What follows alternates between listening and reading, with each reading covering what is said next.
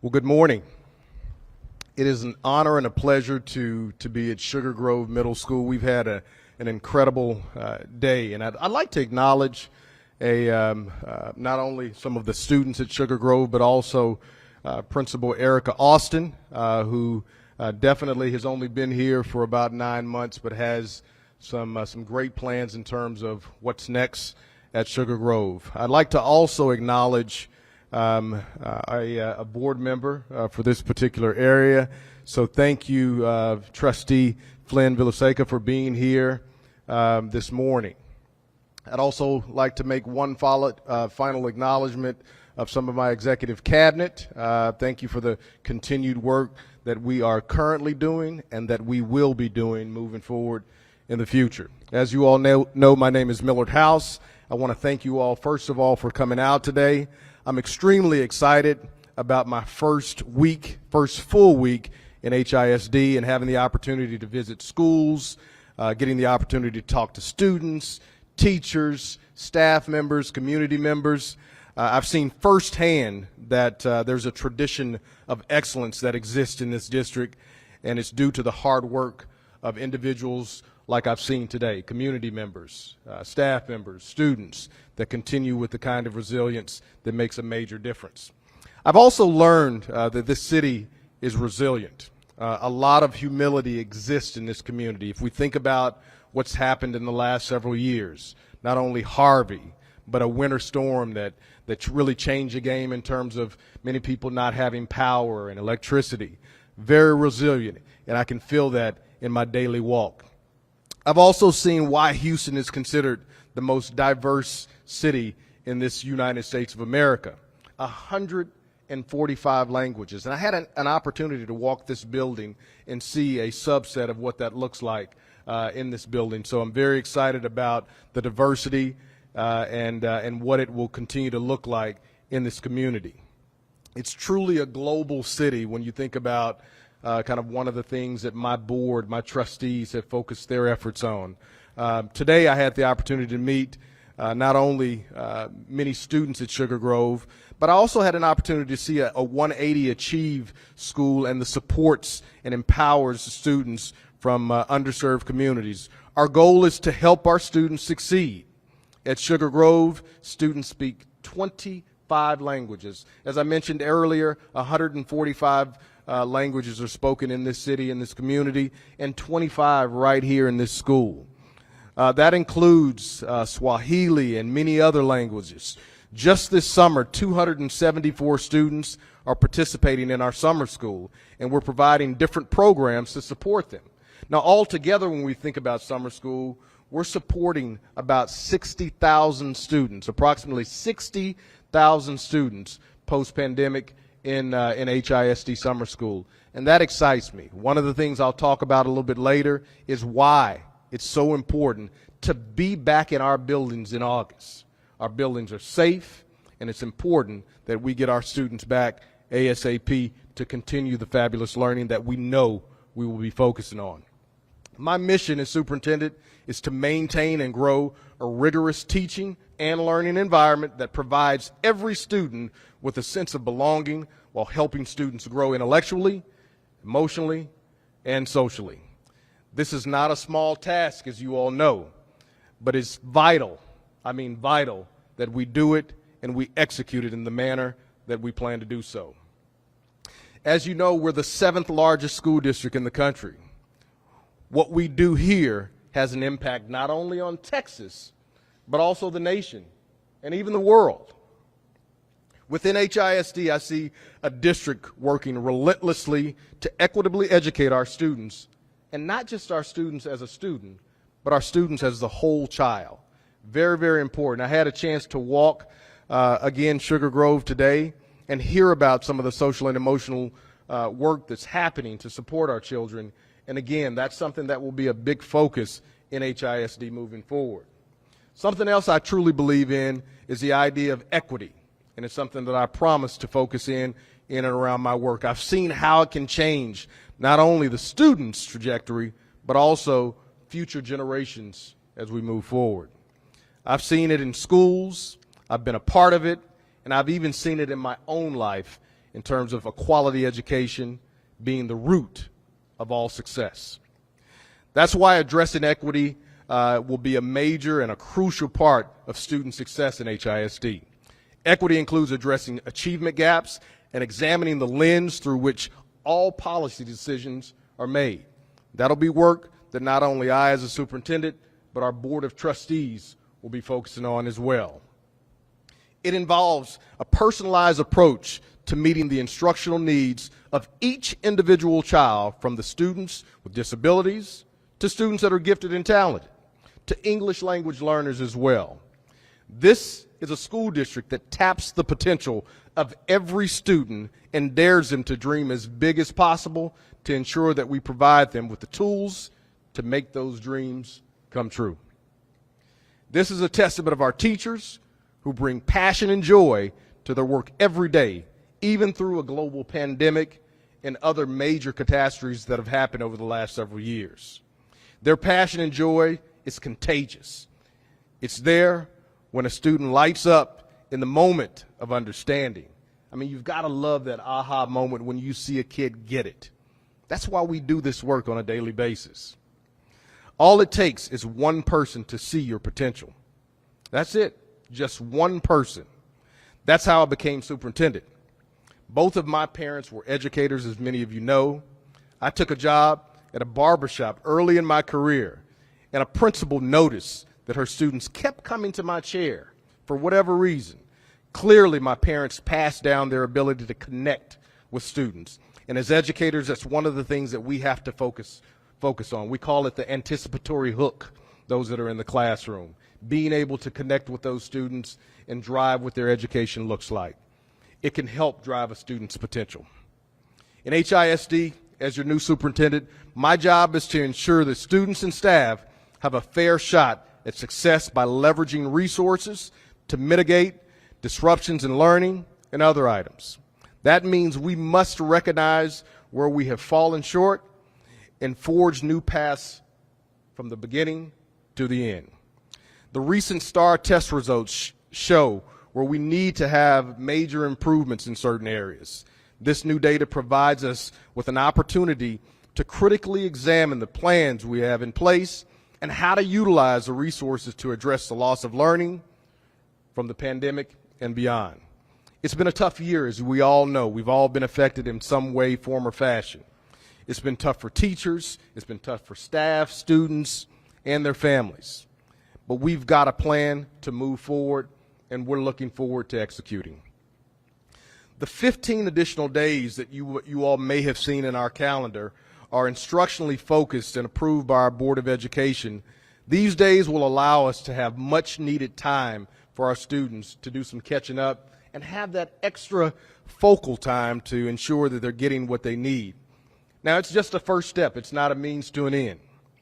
Over the next 90 days, I will work towards 3 specific goals.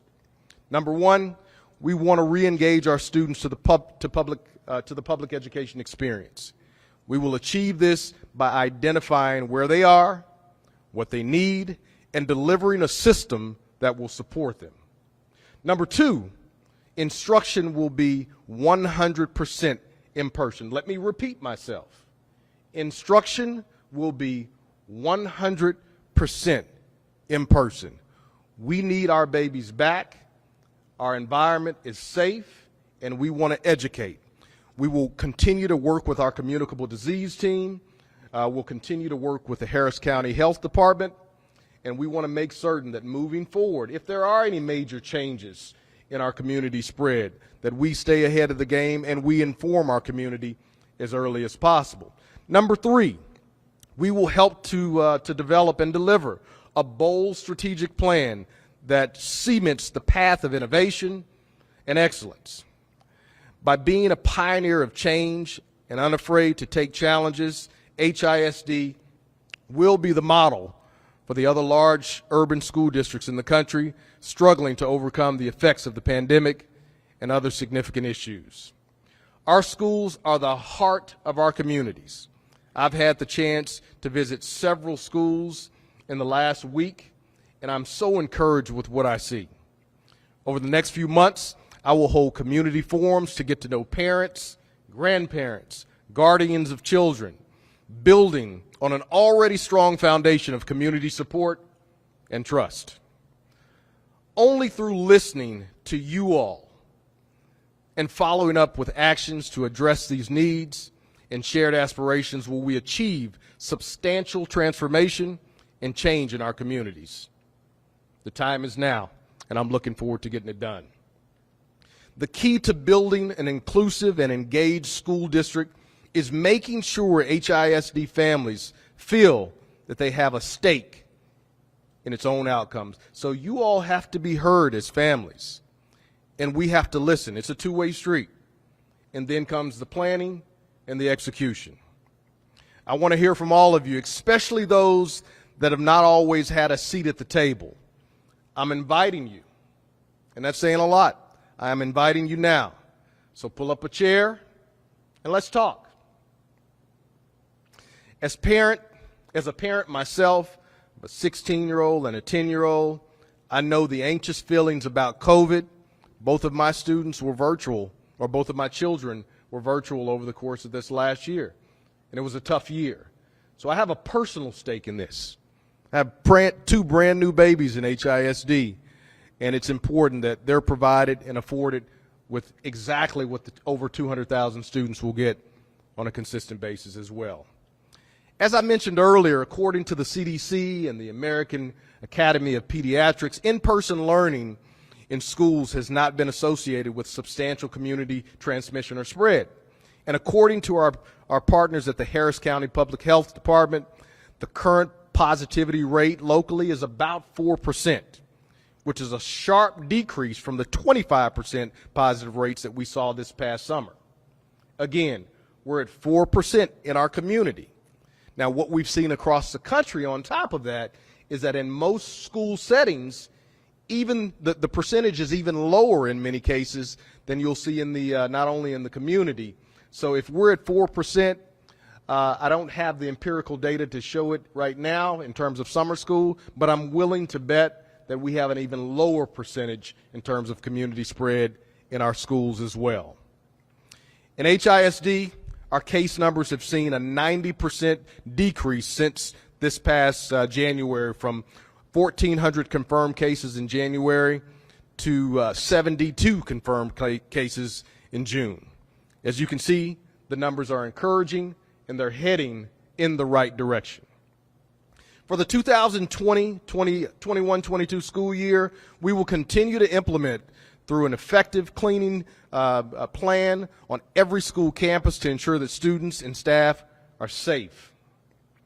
As vaccinations continue to increase throughout Harris County and the country, we are confident that a full return to in-person learning, again, a full return to in-person learning this coming school year will be completely safe to our staff, students, and teachers. And we will launch a full plan to make certain that this happens. We will need all hands on deck, all heads and hearts working together to accomplish these goals. But again, I've seen from afar the work that this community can do and execute. Despite most monumental challenges that this community have seen, we are ready in HISD. Houston knows the adversity, but it also knows what triumph looks like. So I'm looking forward to a triumphant future and a strong start to the 2021-22 school year. Lastly, I'm confident that HISD and this community will continue to come together to make this district an equitable district, an inclusive district, and truly one with educational institutions in mind in terms of our schools and making sure that every child is first in the decisions that we make. Thank you for being here today, and let's go HISD.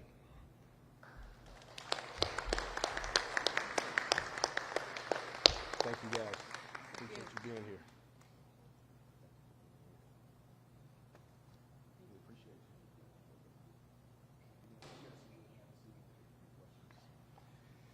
Be glad to take a few questions if there are.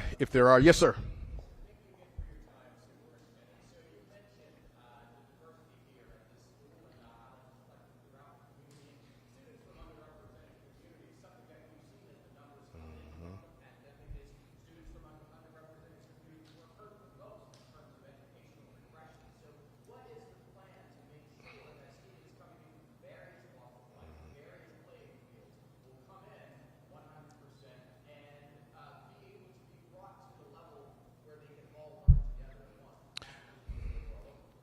So what you just explained was what I mentioned on several pieces in my comments about equity. What we also know is what we're seeing in this building today in making sure that we have extended learning opportunities for all children is important. A part of what we're seeing with the federal funds, with ESSER dollars and COVID relief dollars, is going to afford the opportunity for us to not only do this for one summer, but it'll afford the opportunity for us to do this for the next 3 summers. So not only will we be supporting students during the 2021 school year summer, but we're going to be doing this 2022, 23, and ensuring. Now the catching up and the loss of learning that we've seen, it won't happen in one summer. It's going to be a progression of ensuring that we get one of the other pieces that's going to be important is continued assessment. We've got to have a ground level look of exactly where our kids are. And speaking with Principal Austin today, she has a solid idea of exactly where her kids are, where her kids need to be, and the work in between that needs to happen to ensure that we get them there. Okay? So, of course, there's a few different layers. And one layer, of course, is the STAR assessment that's being utilized. And then, as any great teacher will tell you, there's informal assessments that they're doing in the classroom on a daily basis, and of course state testing that happens. So there's a lot of assessments, and there's lots of conversation out there as well about too much assessment. But there has to be a level of assessment that happens, whether it's with STAR, whether it's in the classroom, whether it's state assessment, to ensure that we're giving kids exactly what they need so we have that baseline.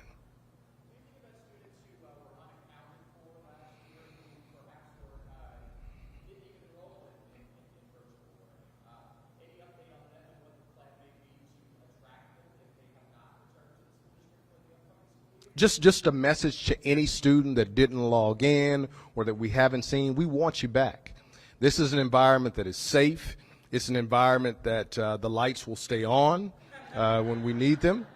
It's an environment that, from a social and emotional standpoint, and I want to reiterate that because it's easy to think of a child not doing what they're supposed to be doing. But we also don't know what goes on in a child's life. Whether it's them not having electricity, whether it's them not having the food that they need. Those are the things that we are bringing into the school to support our students from a social and emotional standpoint. So all of those things and the wraparound services that we're providing are going to be a big part of getting students back. So part of our big campaign is not just that we're a safe environment, it's an environment that it's loving, and we want you back as students, as community members, to be in our schools so that we can give you exactly what you need. Anyone else? Yes, sir.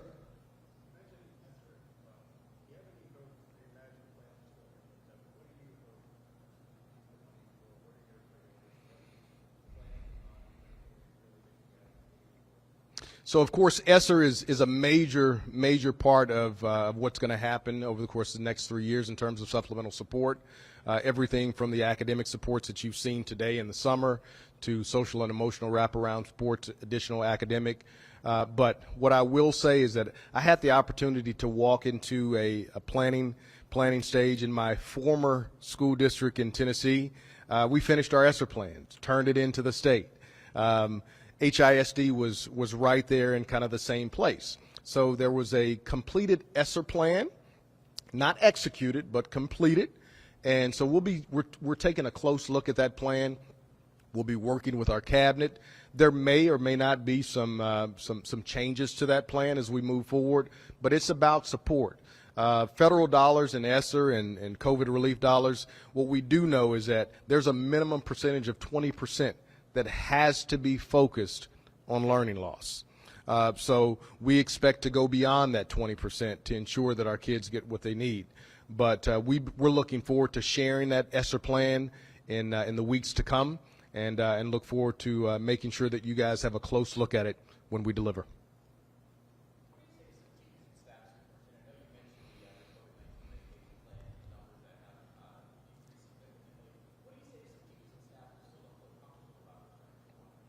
Well, you know, it's not just about them not feeling comfortable. Teachers and staff are tired.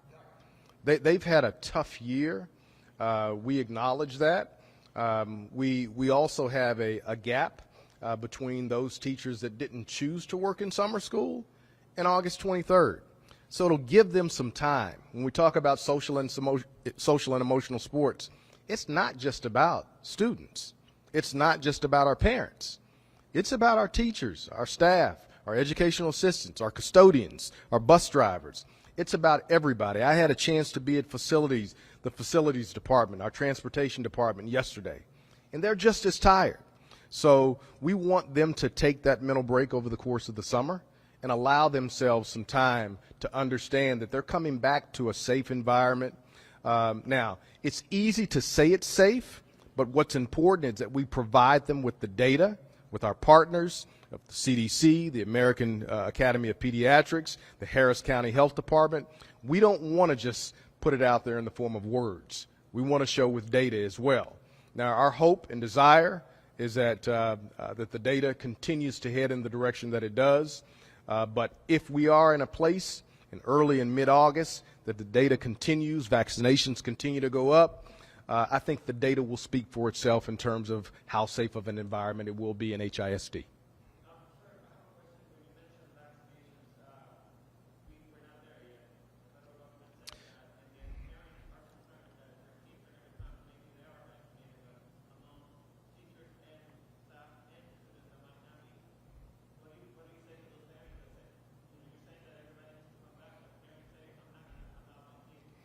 And what we know right now is that about 52% of individuals in this community are vaccinated. What we also know is that we want that number to go up in order for us to be an environment where we're reaching that that herd environment in terms of safety. So we want to continue to push not only from the school district standpoint, but also from a community standpoint. What we know is that the 3 vaccines that are available have shown to be effective, and we want to make certain that that opportunity exists to continue to ensure that vaccines are executed and provided as timely as possible to anybody as possible. What we also know is that there is a trial being done with elementary age students, and the possibility exists that that may be on the table in September or October as well. So we want the numbers to continue growing in the right direction in terms of COVID. We also want the vaccine to continue to be available, and individuals to understand that it is creating a safer environment as we continue. It's definitely not something. I don't think we live in an environment in this country where we should require anything from a health and safety standpoint. It would be a dark day, in my opinion, if that requirement, not just with vaccines, but anything from a health-related standpoint, happened. So that's not something that I would push as superintendent, and I would venture to think that health officials would be very, very careful about that as well.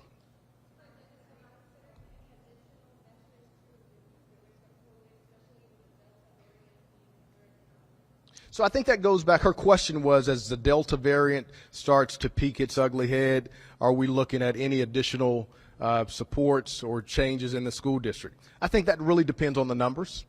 We have to pay attention. As I mentioned, we hope that things head in the right direction. But if we do see a spike, whether it's the variant that we're currently seeing in some parts of the country and the world, or any other type of spike related to a virus, we'll pay attention to what that looks like. We'll work with the professionals. We'll look at the data. If we do see a spike, we'll act accordingly.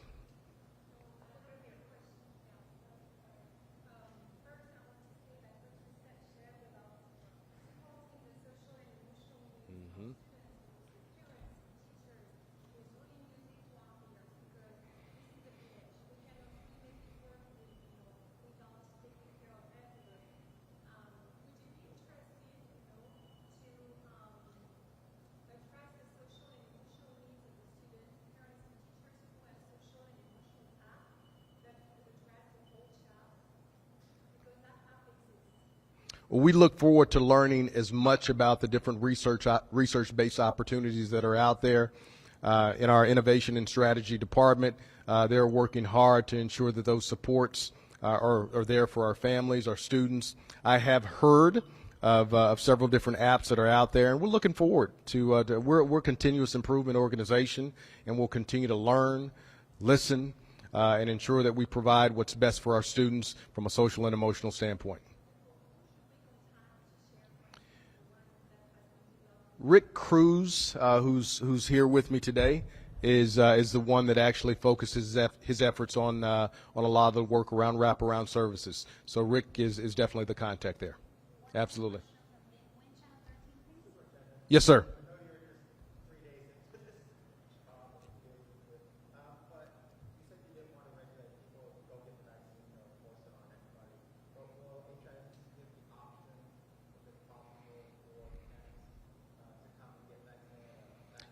You know, that's one of the things that's been great about this county. It's not just about HISD. There have been vaccine clinics, vaccine opportunities to go get it. Vaccine is available, whether it's through HISD or other entities, you know, in this county, in this city, in this state.